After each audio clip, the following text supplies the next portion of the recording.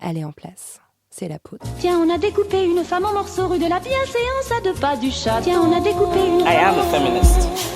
Je vous obsède avec une constance Je ne me suis pas conduite qui appelle quand même l'admiration. d'une façon conforme à ce qu'on attend d'une jeune fille d'abord et d'une femme ensuite. I'm sorry that I didn't become the world's first black classic pianist. Des femmes artistes, activistes, inspirantes, politiques, des femmes puissantes. Je crois qu'une femme qui existe dans son temps, à l'intérieur de son temps, n'a pas d'époque, elle Bienvenue marque son époque. dans la Boum. poudre. I am Lauren Bastide, and today my guest is Maggie Nelson. You know, I was reading something the other day where somebody said, you know, there aren't moods in menopause. There's one mood. It's called rage.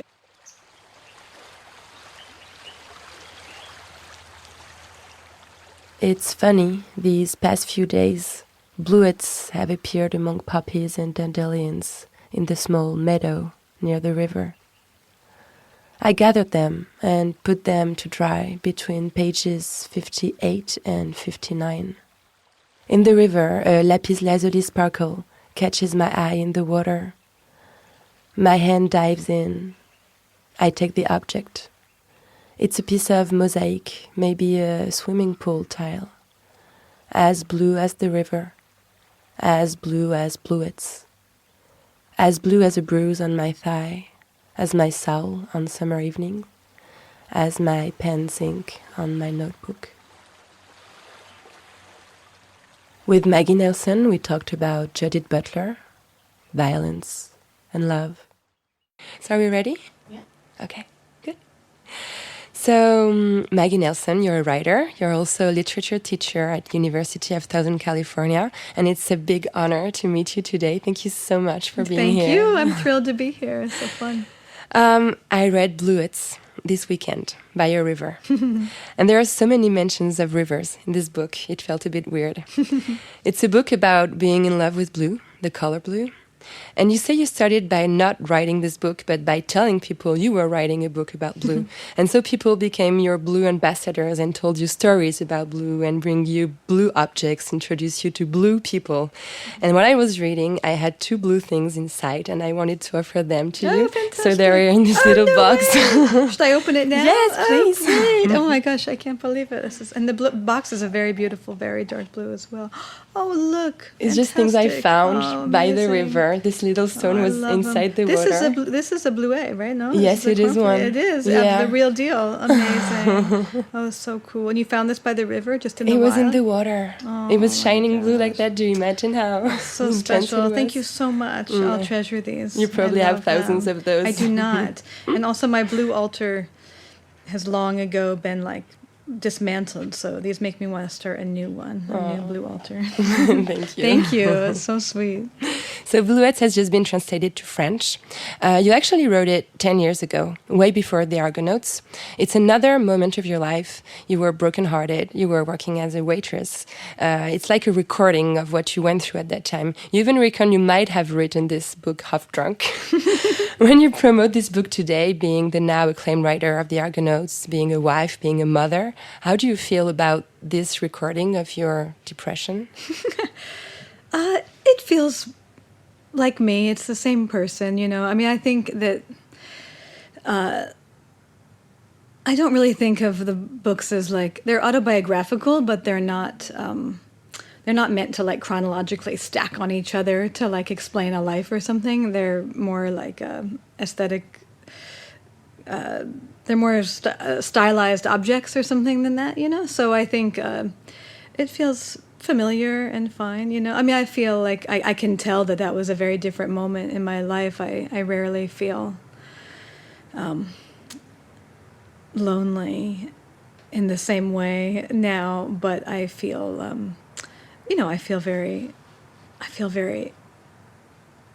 I feel kinship with that person. It's not like hard to go back on these hard moments. You see the objects of art and not what it was like. No. I mean, in some ways, I have other books that are harder to go back to, you know. I imagine. So, I mean, you have here The Red Parts or something like that. That was a little more, I mean, it wasn't harder, but,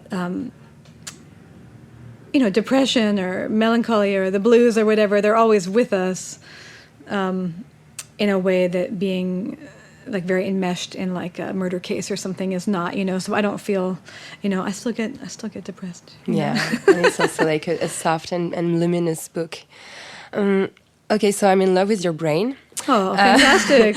Can you please be God? Yeah. That would really be amazing.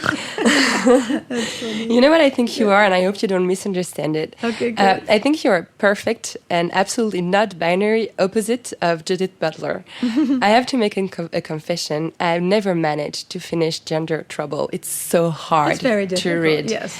You impacted theory with the same time of explosive thought as Butler, but with this very fluid, oceanic, precise writing. It just flows like a river. Do you take my compliment? I do take it. I mean, I don't take it in opposition to Butler's writing because I think Butler's just doing something very, very different, Yes, of course. So I'm working in a totally different genre with totally different. But I definitely take your oceanic compliment, so that's very kind. But I think that you're often compared to her because the Argonauts can be compared to Gender Trouble in terms of impact, in terms of also help it might have bring to the queer community around the world and giving like concepts and you're often compared to her, and you read her when you were really young, right? I did, yeah, and I know her now. Yeah, I mean she's amazing, and I mean I think that there's both. I mean, she's a very interesting figure because there's her work, which is one thing, and like you say, it's and then there's kind of what's been extrapolated from her, like what's known of her, like her name is a stand-in for all kinds of things. So, and I think that she's done such diverse work about so many different subjects and things, and it's always. I mean, I really like very difficult work because. You might feel stupid the first time you read it, and then you live like 5 more years of life, and you read a few more books, and you go back to it, and you're like, oh, I think I get this now. Then you take 5 more years, and you learn a little more about life, and you go back to it, and then each time you get something different. But her book Precarious Life, which I don't know if it's been translated into the French, is written in a much simpler idiom than a lot of her other books, and it was very important to me in writing. The Red Parts, for example, which is her writing on violence and mourning. Okay, I will check it out. It's very good, yeah. It's very good. Thank you for this advice. Yeah. Okay, so in La Poudre, Maggie, we tried to understand how women who make the 21st century were built. So we're going to rewind a little, if it's okay with you. You were born in the Bay Area near San Francisco. What was it like to grow up in the Bay Area? Well, gosh, you grew up somewhere you don't have anything to compare it to. But I think... It was funny, I was doing an interview earlier today, and he kept asking me what it was like to grow up as a young girl, and I was like, I don't know what to compare that to, but I think he was trying to get me to say it was hard, or it was misogynist, or I don't know, like life. It wasn't. I mean, I feel like I had despite some familial traumas, I loved San Francisco. I had a lot of great literature and great friends. Some of my friends from that time have remained dear friends of mine, are very bold and talented people. There was a singer named Lassa de Sela who I thank in the back of the Argonauts, but she was a good friend of mine who died very tragically at 37 from breast cancer, but she became a kind of international singing star and was just totally amazing. And she was one of my best friends in high school. So there were all kinds of great people around, and we hung out a lot in the Haight-Ashbury, which is where my high school was, and it was weird because it was. This kind of maybe relates to like the seeds of what I've been writing about lately, but it was odd to be in the epicenter of hippie life. Yes. In the 80s, when things had really taken a more of a kind of skinhead turn, the hate was it was like the ugly aftermath. It was like 10 years too late. Yes, I mean, I don't know if I would have loved the Summer of Love because it's not really my scene, but it was a very, I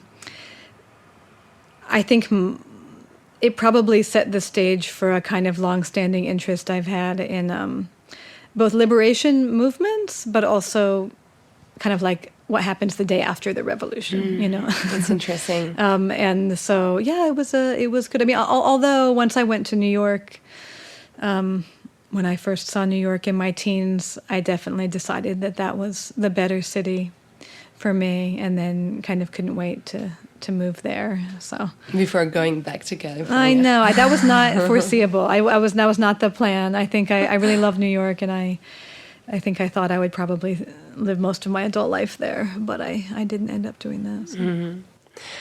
You were attracted to books really young. You even broke your elbow while trying to catch a book on the shelf when you were 2. What did books bring you that real life didn't? You know, what's odd about that question is I always feel a little ashamed in that, like, I read as a child, but I wouldn't, you know, most writers say, like, my nose was always in a book. You couldn't get me away from books. Like, it wasn't really my experience. I think also I read a lot, but a lot of the, this is not what you asked, but I'm just saying it anyway. But I think I'm realizing in retrospect that I really always was also, this is not so much anymore because now I'm old and gray, but not gray, but old, but like music, like, you know, whether it was like kind of post-punk music or whatever, and its relation to writing was like for a long time the more interesting to me. And when I moved to New York anyway, a lot of the writing scene that I was involved with, it wasn't like I grew up like with Jane Austen and like, you know, like Victor Hugo. Like it was like I was really interested in kind of a live poetry and music scene more than other things. And yeah. So literature arrived a bit later in your life. I guess so. I mean, I read in high school and I loved poetry and I loved Paul Celan and I loved Rimbaud and I loved Russian novels, and I loved all kinds of things. But I think there's a writer named Eileen Miles do you know Eileen Miles? You should have Eileen come. Yes, of course. I want to talk about her later because she's really important in your career. And but I actually didn't know her before I prepared this interview. Great. And I just like I saw Eileen read when I was about 19 and that's kind of when I thought, oh, you know, and Patti Smith and all that kind of scene in New York. That's kind of more when I thought, oh, those are my people. I got to go find them. So it wasn't really. So there was it was a lot of like, there was literature I loved on the page, but I was also very smitten with literature and performance and people doing live literary events and stuff. Yeah.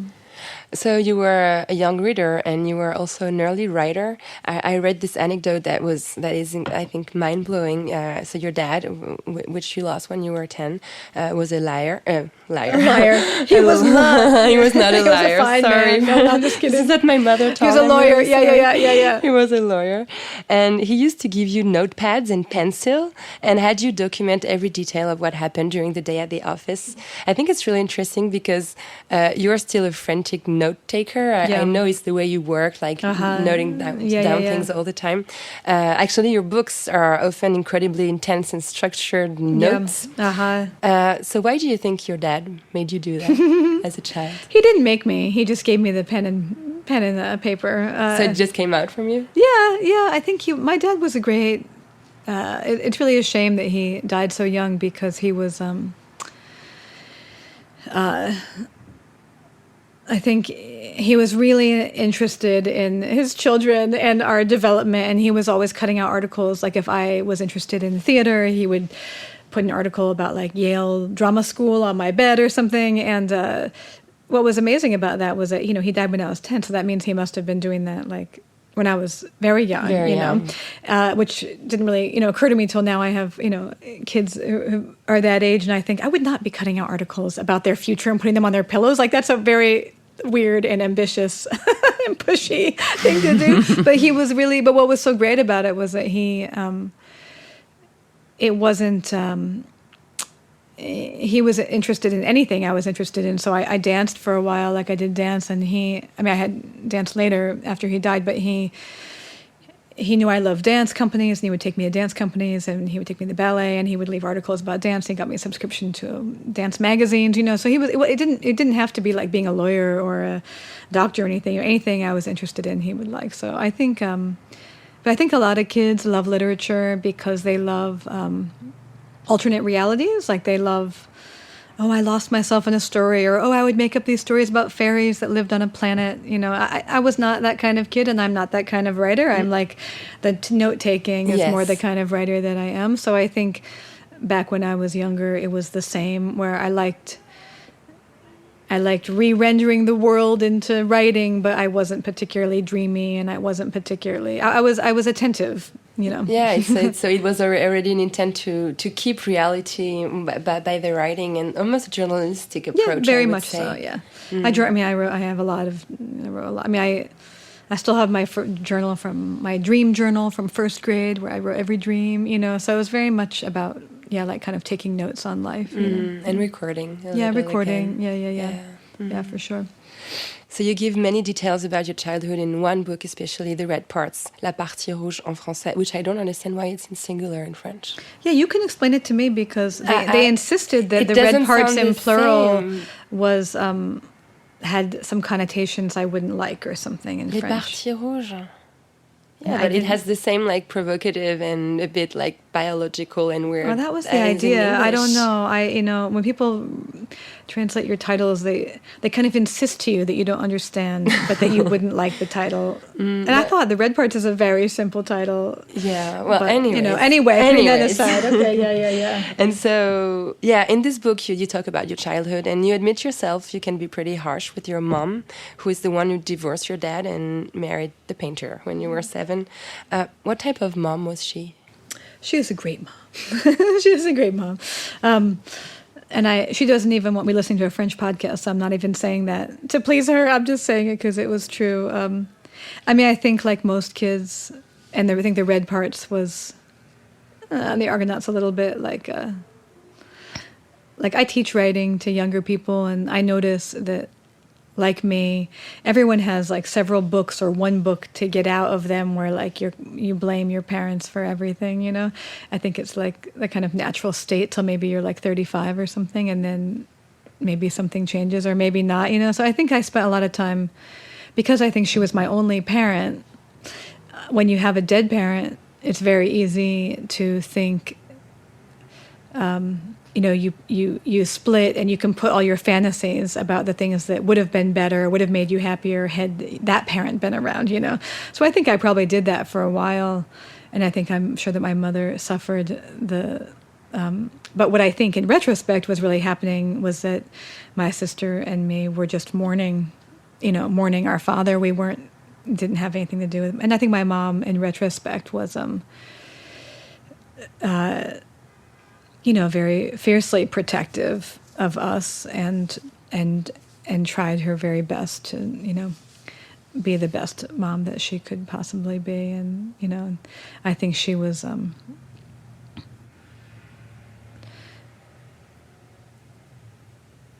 if you're lucky, if your parents live long enough, and if you live long enough, you get to have like several lives with them, and I feel like we're also in a totally different life now than we ever have been, But your mom was also, I think, traumatized. Yeah. She went through this tragic event that happened 4 years before you were born.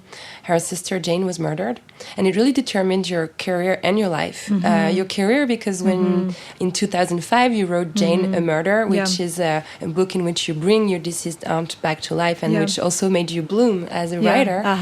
And also your life, because violence and fear are very present in your childhood. Death is always here. Yeah. I think my mom was traumatized, and I think I didn't. I think Jane, A Murder, and then the red parts were also my attempts to understand better what her life had been like, both growing up with much, much stricter, much more conservative parents, and she's from Michigan, which is in the middle of the States, and it's a totally different culture than growing up in San Francisco, so growing up in the 50s there was very different, and then the loss of her sister, it's very hard, and my mom was married, as people did then, very young, and so, I think, and then I think even though they weren't married, my father's death was obviously another trauma for her.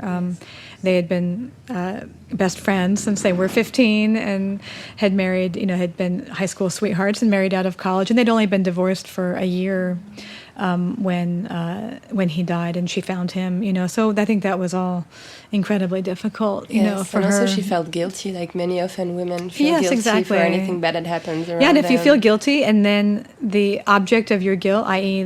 your ex-husband dies and leaves your children fatherless, like your guilt is, incredibly increased, because now you have a trauma of not your causing, but for whom it's kind of all mixed up for your children and how their lives change. So I think that was a lot for her to contend with. And then, as the Red Parts details, my sister was a kind of a hellion growing up, and that was, I think, now that I have one teenage stepson and a slightly younger child along the way, I judged again my mother very harshly, Yes. and now I realize that parenting teenagers is especially teenagers acting out is very difficult, especially teenagers in pain. It's just all very, very difficult, and so I don't. It's not that I think every choice she made was perfect, but I really feel for her. Yes, looking of back course. on that time in a way that I was obviously unable to then. But I also felt for her reading the book, and I was really touched by the way you talked about your mom's trauma with cinema. I have a very similar one because I lived something very similar to what your mom has lived, actually.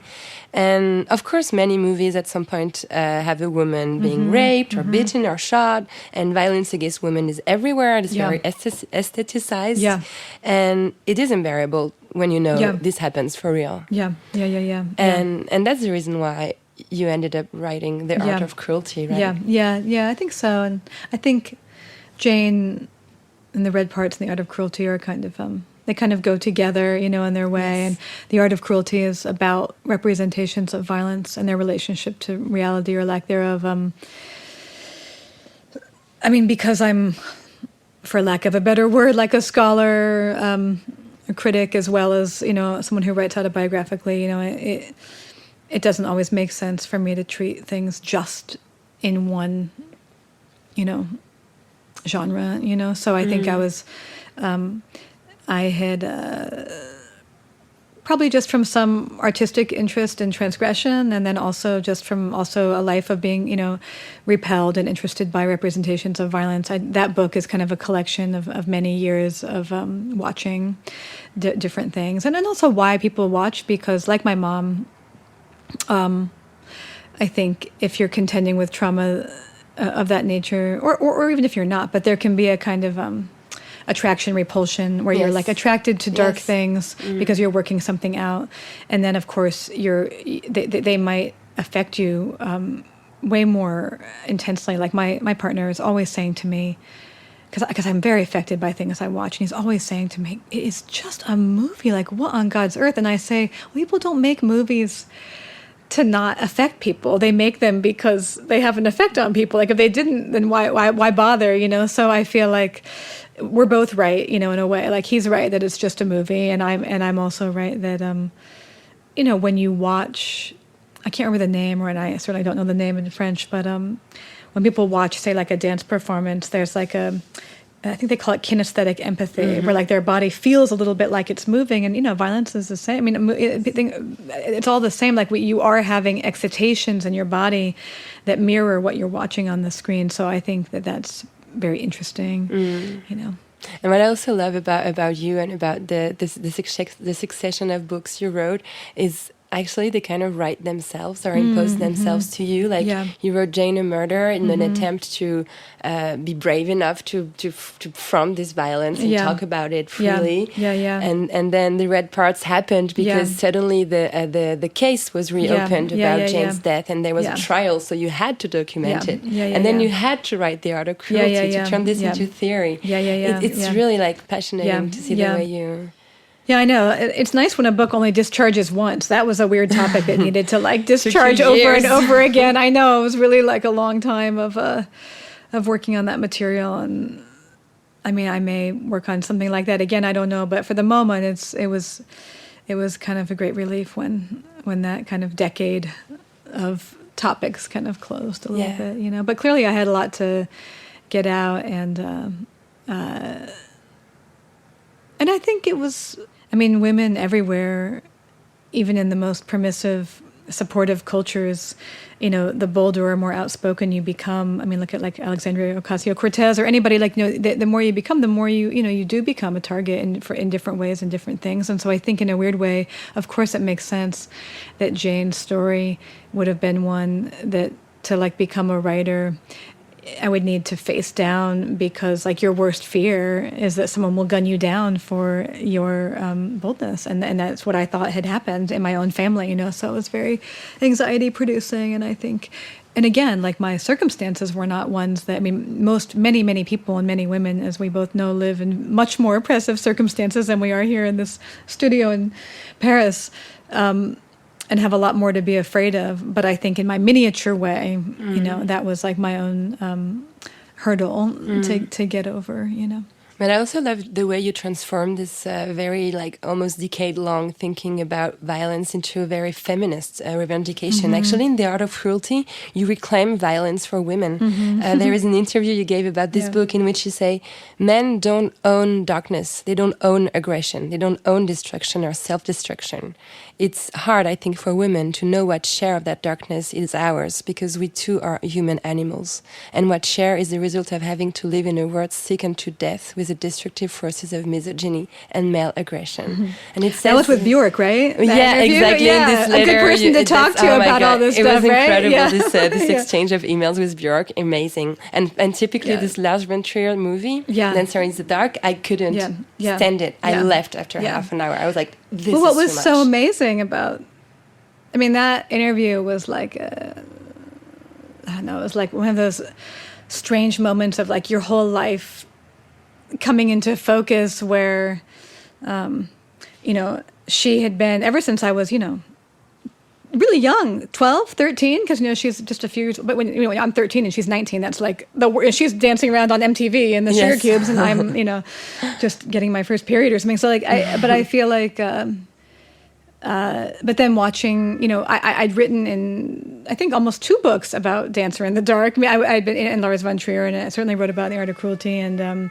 in the Red Parts, I write about Dancer in the Dark. And so, you know, and I think it was seeing this female idol be kind of, you know, sacrificed or like killed in this way that was like unbearable for me. So to be able to actually, you know, years later talk to the actual person about the whole thing was very, I don't know what the word is, very like healing in some way, you know, and to talk about that. Yeah, but yeah, I do think what I said is true. And I think that this, you know, we're never going to be able to figure out like what share is ours and what share is misogyny, you know, but I do pretty firmly believe that like for women to be treated as the human animals that we are, that we can't, you know, that we can, but I don't know that it's eventually all that serviceable to imagine ourselves as these pure, caring, pristine, maternal beings who will make, you know, beautiful matriarchies where we all just, you know, put on flower wreaths all day. I mean, we may do that. I'm not saying we wouldn't. We might. But I feel like right now, where we live and in what we do, I also think it's it can be important to not pass off our feelings on to other people and to look more squarely at them within ourselves, because eventually, you know, it's nice to say, oh, I think this came from there, but, you know, I think it's also like, it doesn't, I mean, men were given a lot by misogyny and patriarchy too, that they also need to figure out what to do with, you know, we all need to figure out what to do with it. So, and I do think that having a full range of human emotions is, you know, I mean, you talk to anybody, say like in menopause or something, and say like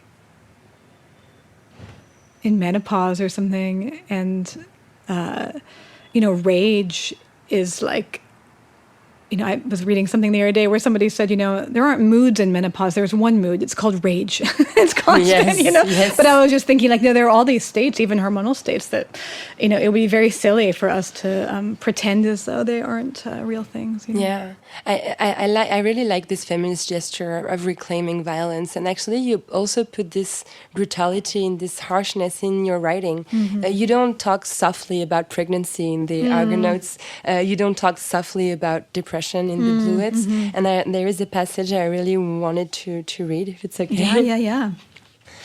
So it's number 134. It counts me to think of blue as the color of death. I have long imagined death's approach as the swell of a wave, a towering wall of blue. You will drown, the word tells me, as always told me. You will descend into a blue underworld, blue with hungry ghosts, Krishna blue, the blue faces of the ones you loved. They all drown too. To take a breath of water, does the thought panic or excite you? If you're in love with red, then you slit or shoot. If you're in love with blue, you fill your pouch with stones good for sucking and head down to the river. Any river will do. I'm having so many shivers by reading it. Can you see this? It's very, it's a very intense and strong way of talking about suicide and suicidal thoughts. Yeah, I think, in my writing, whether it's pregnancy or anything, I don't aim to write in a kind of shock jock, brutal way about anything. I try and be very clear and be as clear about the thoughts I'm having as, I try and just make it true. I don't strive for effect or strive to make it more, more anything than it is. If I'm writing about what did that placenta look like? I'm really thinking what did it look like? I'm thinking, it looked kind of like a steak is the only thing I can think. I'm just trying to think, what are these things? So I think in that way, but the culture will tell you, you learn a lot about the culture when it tells you, oh, this seems really harsh. You think, why? It's not harsh. Yeah. It's just this is just accurate, it's striving for accuracy, in a certain way. But yeah, I think that in Bluets, I was also trying to, Bluet in French, I think I was trying to,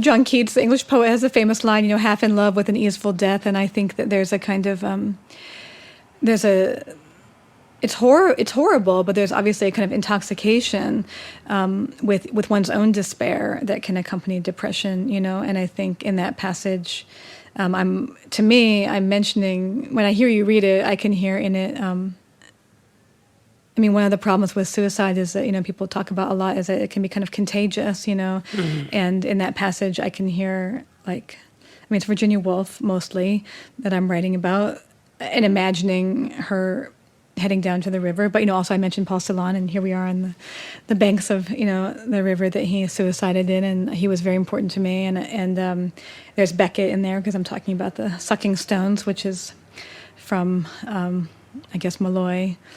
Or maybe it's Malone Dies, I can't remember. But, all of these, and Beckett didn't suicide, but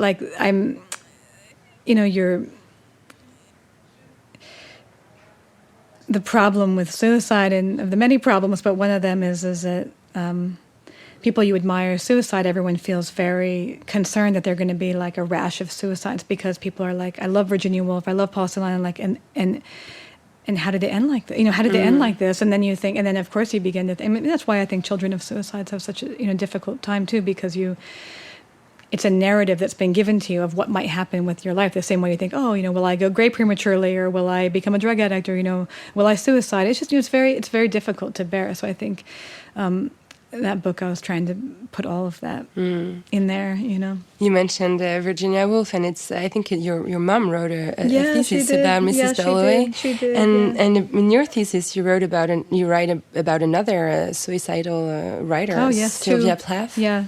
Which who I admired so much. Yeah, I wrote about Plath and Anne Sexton in my undergraduate thesis, both of whom suicided. Yeah, that's true. Yeah. Do you remember what were your dreams when you wrote this thesis? How did you see yourself in the future at that time? Well, I was very young. I think I was 20 when I wrote that thesis. But you know what? I looked at it the other day and I didn't think it was that bad. I thought it was actually, all of my interests really were contained, not all of them, many of them were contained in that thesis when I look at it now, because it was an attempt to bring, it was called The Performance of Intimacy, which is after a phrase Anne Sexton called herself in a poem. She said she was a performance artist of intimacy, and I was very interested in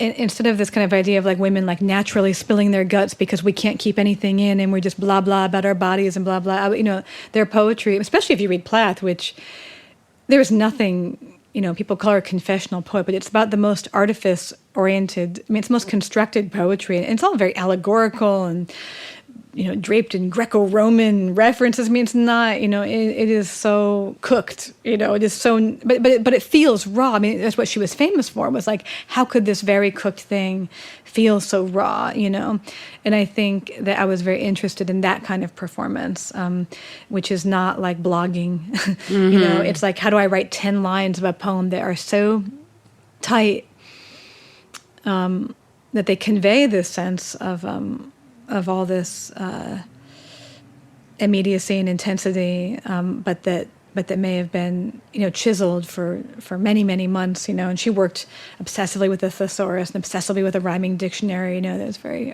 very laborious process. I think she wrote the Ariel poems a little faster, but yeah, I think that there's a lot there but I also wrote that thesis. Now we're really getting into the weeds, as we say in English, but it was also about Foucault and about Foucault's ideas about what he called, how do you say in French, the aveu, confession? An aveu, right? Yeah, and about that, his whole thesis was we've been told that sex has been repressed, but in fact, we've been talking about it endlessly.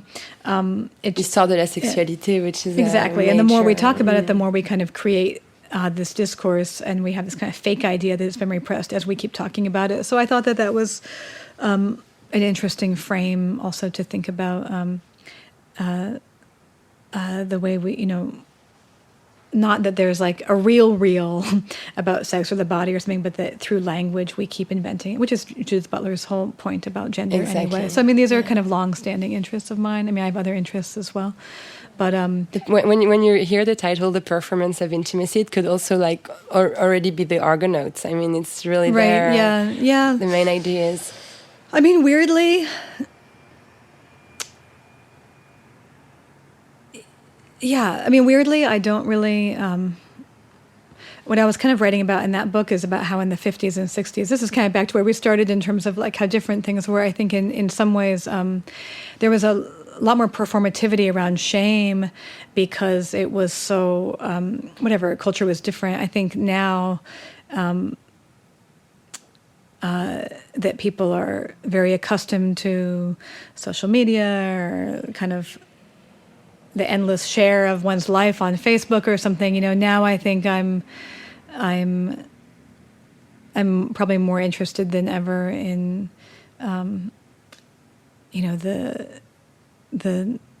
the artistry or what it means to meditate for a long time before something that appears personal, but to me, my work doesn't feel intimate or personal because it's I've worked with the material so long, and you're eventually kind of trying to solve a poetic puzzle or something, and it's not. It's also when you write autobiographically, your books are a snapshot in time, and you're not, as you started saying, you're not where you were when you wrote it. So, even the Argonauts, Harry and I are not, not there anymore. No, it's just so much has changed, and your kids have grown. Yes, our kids are totally different creatures with different problems, and so when people say how could you have told us so much about who you are, I think who we are. What do you know about who we are? We're who we are this morning. So, but that's great because it's life should escape art, Yes, of course. Yeah.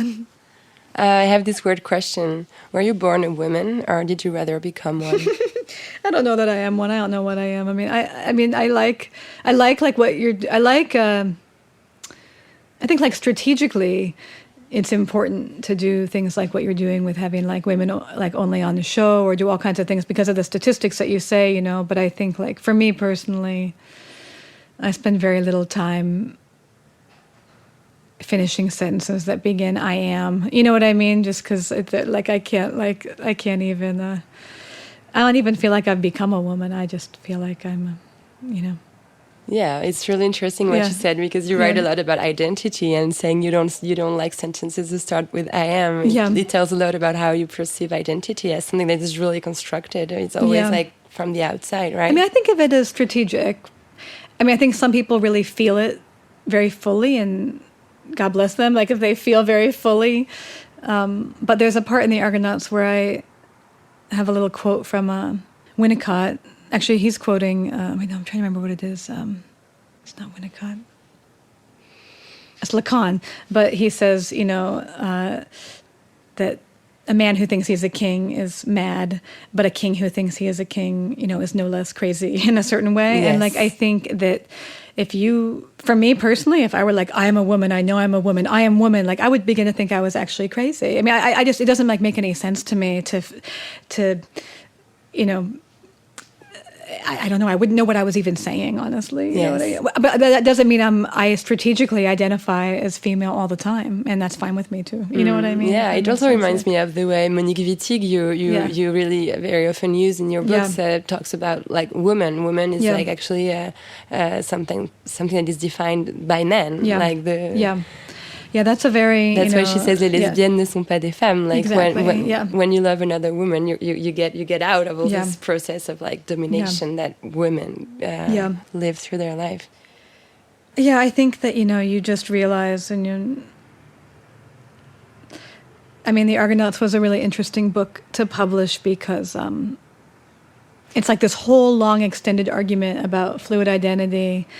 And then, people go to review it and they have to choose all these words. And like, especially for my partner, they would choose all these words that none of which he uses. Like they call him a trans man, or, F to M, transsexual. I mean, all these words that are just Harry would never use any of those words at all. Ever. Harry says he's not going anywhere. Yes, he doesn't use any of those words. And so like, it was just very interesting to read all these reviews and just kind of feel like, I get it. Like I feel for people. They need to say what they say, and they want to say things right. So they get very, but in reviewing the book, I feel like the book offered a lot of, in the text of the book, it offered a lot of things that you could say. Yes. None of which were somehow being said. So that was very interesting to be like, wow, you could even say this really like kind of in bold language, and you still will get back these fixed categories. It's very hard to slip away from. Yeah. So you learned the art of writing with incredible mentors, Annie Dillard and Eileen Miles, you mentioned earlier. She ran for president in 1991 as the first openly female candidate, which is like really funny. Yeah, I know. Right? How important was it to be transmitted through them? I know they transmitted you writing, but I was also wondering if they didn't transmit you a certain vision of what feminism can be. Yeah. Oh, absolutely. I mean, the funny thing about Annie and Eileen is that they don't share anything in common about feminism, because Annie Dillard is not a self-identified feminist. She wouldn't like that at all, I don't think. But Annie was, I don't know if you know her work or her reputation, but she's one of the fiercest people, and very, for lack of a better word, very ballsy people. Like she would, she would compare herself to Jesus Christ, and she would say, she was with Thoreau and Emerson were like the three most important American writers. I mean, this kind of a bravado, and Eileen had a similar bravado. And I guess I learned in part that I never really did this because I don't have a lot of bravado. It's not like it's not really my style. But I learned by watching them that, and Gertrude Stein did this too, and that, asserting that you were a genius goes a long way. Men have known this forever, right? They've known this forever. They do it every day. They're a genius about how to fix their remote control, or a genius about how to whatever, do everything. But they know everything about how to run a country. But just asserting this kind of presence is very powerful. And I think I hadn't, my mother, who's a very strong woman in her own right, but she definitely, if you met her, she would be like a lot of women, more like I am, honestly, maybe incredibly deferential. I'm sorry, I took that. Yes, just the whole thing, and in a way, I feel like I said in the Argonauts, that's great because the world could use more people saying that they were sorry and to give you some space. And I don't think there's anything wrong. Like, we could use more of that. But when it becomes a habitual way of ceding your place in the world, it can be very dysfunctional and very paralyzing. And, I teach younger women, and I see a lot of them in oral examinations or other things just struggle to really to just bluster their way through, really to just bullshit. Not bullshit, but like just to fake it till you make it. Just fake it till you make it. Just just be there, and just be like, I'm not asking for permission. I have a right to be here. I might not know the answer to every question you're asking me, but I'm still here, and we're good, And I think I learned a lot from seeing, Eileen and Annie were like that times 100, and that was very powerful to me. I also like the way how often in your books you were like, I don't know. Yeah. I really like how you admit you don't know some things, and I think you do it in a way that it's not like, oh, I'm so sorry, I don't have the answer, but like, I don't know, then so what? How does this prevent me from saying what I'm saying? Yeah, I really feel like that. It's funny, I was telling someone the other day that one of my professors, one day we were talking about Hegel, I think, and he said, I don't do Hegel. I never did. I just, not a philosopher I know anything about. And I just was I was in graduate school and I was very stunned. I thought, you can just say you don't do Hegel? Like, I thought you had to fake it till you make it. You pretend you know Hegel, right? Like, and then a friend I was talking to said, was it a man who said that? And I said, well, yes. And she said, well, of course, he didn't have to pretend to know because he wouldn't lose anything by not knowing. But I wasn't so sure. Like, I think that, Roland Barthes did this a lot. He would say, I don't pretend mastery. I think it should be a unilateral occupation to not know, because the more you learn, the more you know how much you don't know. Exactly. And the more, I think, life becomes more humbling, if not humiliating. I'm in France, and this is very typical of people, but you watch a 4-year-old at a restaurant speaking French, and you think, that child knows French, and I don't. Like, I'm so humiliated. It just is you feel so humiliated. Every country you go to, you feel humiliated that you don't understand. Turkey's politics, or who's the prime minister in Japan. Like, you don't know. We don't know. You don't know anything. So I think it's very. It's good to not know. It's not good to not know. It's good to say you don't know. It's good to say you don't know. I think it's the next step after, like, fake it till you make it. Right, yes, fake it till you make it, then you don't know. Exactly. I totally agree. Yes, I agree. I love how you say that, of course, all of your work is feminist. Even Bluets, which may seem more detached from political matters, is a very political book, because you actually deconstruct blue, the idea of blue, the perception of blue. It's a very feminist thing to do. Actually, you kind of inject queerness in blue, because you can question everything like that. You can question gender and sexuality. This thing about perception, I think it's what Bluets is about. Yeah, that's really nice. That's nicely put. Yeah, it's funny because, again, I was doing an interview this morning, and he kept asking me, because it was Pride Month, about like when I came out or whatever, and I was like, it's not like that for me. And I was trying to explain, but I couldn't explain, because like a book like Bluets, like the object of affection in that book is a man.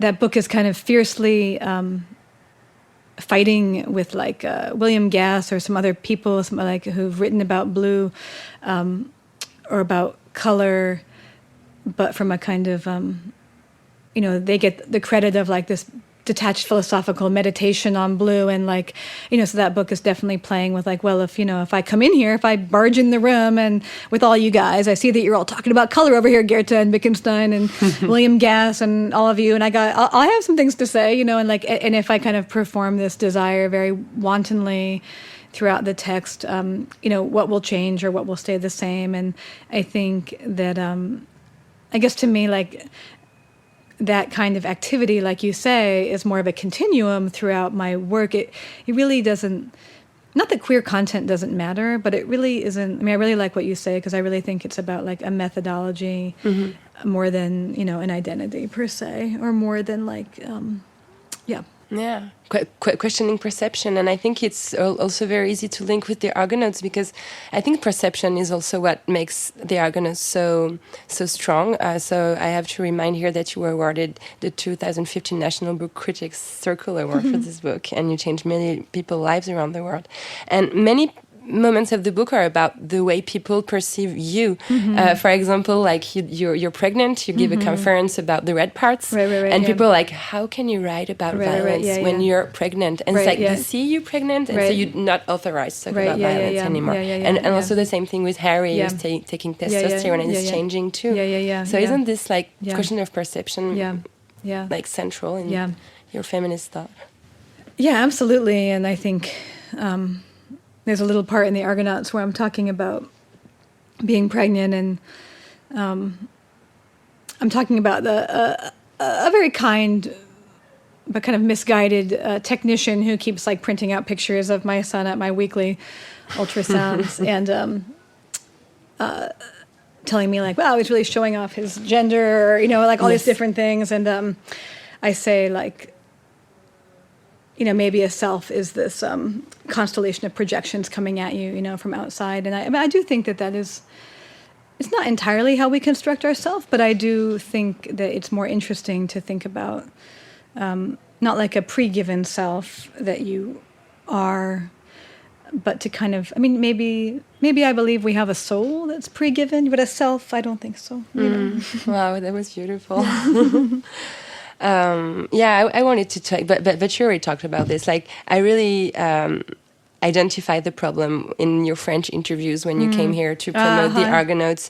Like, for example, journalists persist in saying Harry is transsexual when he actually doesn't identify as such, and he always says in the book, in the Argonauts, I'm not going anywhere, which is a beautiful way to say it.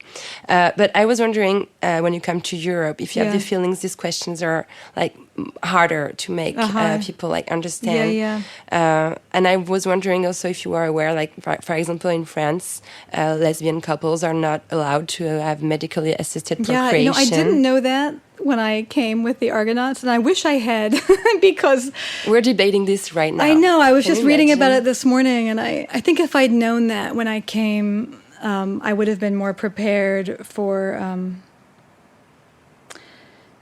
I was kind of taken off guard by the lines of questioning, I think, because I didn't realize that it was so controversial or unsettled here in that way. And I think I felt, I hope I didn't sound like it in my interviews, but I think I felt,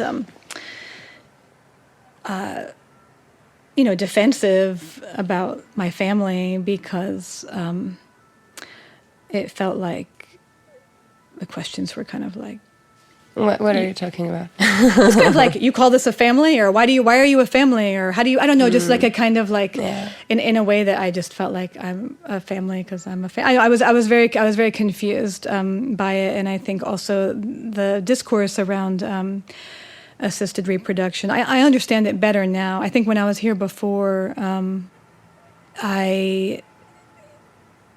I never really thought of it as like a bioethical issue, which is how it's framed here. So people kept asking me about like cloning and like issues that seemed very far off topic, like genetically modified food. I was like I couldn't understand. I didn't understand the link between. I didn't understand, and now I understand because I went home and I read about things that were going on in France. I don't know. I think it's a really odd moment. There's not very much about the United States to feel proud of right now. Yes. But I do think that on this account, it's been recent as well, but I do think the past, decade has been, prior to Trump was a good decade for all this stuff. So I think that... Yeah, you wrote the Argonauts during the Obama era. I did, and it bears the marks of that time, and it bears the marks of queers worried more about assimilation than about persecution, and who knows how long that will last, or things move forward unevenly. I think it's been exciting and a little frightening to have the book travel so far. Very exciting. I'm very grateful, but I never really imagined it in so many countries. With it's in Turkey, it's in Brazil. I mean, it's all these places that are also having all kinds of gender freakouts and right-wing fascist family-oriented movements. So it's been it's I hope the book does good work. It's not why I wrote it, per se, and I never imagined that kind of reach or audience, It was just a book about your family. Exactly. But the fact of saying my family exists is also a very political thing to do, I think. Yeah, I mean, I think that it was very nice, especially in the United States, where there are a lot of families that have some externally similar features as my own, to hear from so many people who felt like they had not seen any real literary representations of their family, and that was happy making. And then, so that was, it's good. Also, there are not many literary representation about pregnancy and giving birth. I There think really before aren't, writing the Argonauts, you checked out in your own shelf and you realized that the only writings about giving birth were written by men. I know, it's very strange. I mean, it's not strange when you consider the history, right? Where to choose to be a woman writer in the public square, really not that long ago. I mean, you can look at Mary Wollstonecraft or, Mary Shelley or whatever. You can look at other people. There have been people. But at least in the United States, some of the most famous writers that we have, whether it's Emily Dickinson or Gertrude Stein, they're either famous hermits or famous lesbians at a time when you couldn't have kids or they would be taken from you or all kinds of things. And then the next wave, like Audre Lorde and Audrine Rich and queer women with children, the next wave was kind of women who'd had children in a marriage or something, and then they left the marriage and then had a new queer family with those children. But, because legally, still, whatever, 10 to 30 years out of people being able to make queer family or whatever, it's just not for a long time queer meant not procreating, because that was, either have your kids taken away from you if you were queer, or you couldn't have them in a queer couple. So that was it. I mean, I guess in France it still is like that. Maybe not. Yeah. No, it's a hypocrisy because there are already many, many queer families in France. Well, that's the interesting thing. It's just thing, they're right? not legally protected. That's the real problem. These kids don't exist for law, but they exist. So we should do something quickly. But anyways.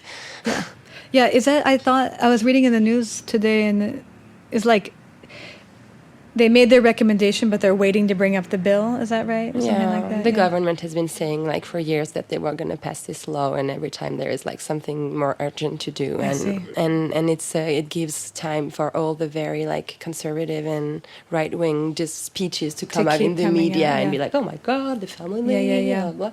But here's the thing that's so strange about that, and we don't have to get off topic and talk about it. Here's the one thing that struck me as so strange is the law that you could use assisted reproduction if you live 2 years in a straight relationship, then the concern really isn't about the bioethics or the origin of the child. It's just about perceptions, right? So exactly. I find that very confusing. It's incredible. And if you're a single woman, you cannot have it too. It's you can have this if you are a heterosexual woman and you're in a couple. That's so weird. Yeah, it's very odd. I mean, it makes more sense in a way to me that you would just... If it was really a bioethical issue, that you would just say, no, we don't think that you should have medically assisted reproduction, period. So it's really odd. No, I know. It's, France is crazy with this. So I just wanted you to talk about this concept you call matrophobia. I think it's really interesting. Mm-hmm. Could you please explain it? Well, it just means fear of mothers, but I think the way I've probably used it in conversation or something as kind of a matrophobia in literature. And I think, when I've used the term, I've also used it to, I think I have plenty of matrophobia myself. I think most people do. I don't think you can live in this culture and not, especially if you've been told that being a mother will like eat your brain. It'll, kill your career. It will render you, seemingly insignificant in the eyes of everyone that previously met her. All those different things. I mean, obviously a lot of that's changing, but like, how wouldn't you have metrophobia, in a certain way? And then also, I think, but there's a really great book, you might know it, Jacqueline Rose. Do you know Jacqueline Rose? Yeah, that book, Mothers. Did you read it? No, not yet, but I read about her. I think it's very good. But her argument in that book is a little different, which is that like that mothers provoke sadism, not like phobia, but like sadism, because we put upon them this idea of unconditional love and self-sacrifice and being able to do everything for their children, and then when they can't perform the function adequately, which by definition is an unperformable function, we want to punish them, intensely. And this can happen on an individual level with your own mother. Like I was saying before, that's why you probably blame her till you're 35, because you say, I wouldn't have suffered if I'd been mothered better. So on an individual level, but it's also on a cultural level where you see, like she writes a lot about, say, the demonization of mothers, immigrant mothers coming to, say, use the British National Health Service to have children, where like they actually are performing what we are hoping, like the same way with people coming from Central America and Mexico to the United States, like they're actually trying to do in a world that makes it nearly impossible to care for your child. You're trying to do this thing, and the only way to, instead of politically making a better world for care, you demonize the mother for, how could she have put her child on that train, or how could she's a sucker off the national health system, all the same things. So I think metrophobia and metrosadism or something, they're very linked, and I think that they're worth looking at both in the culture at large and what we ask of mothers, as she says, and then also what we ask of our own mothers and ourselves. Yeah, it reminds me also when there is delinquents, you always like where blame the their mothers. mothers. Yeah, and then they don't educate them well. Yeah, when people were gay, it used to be like, what did the mom do? Of course. So yeah, I think that there's a real. I mean, in being a mother, I think it's such a reckoning with finitude, like how much you can do, and I think you have this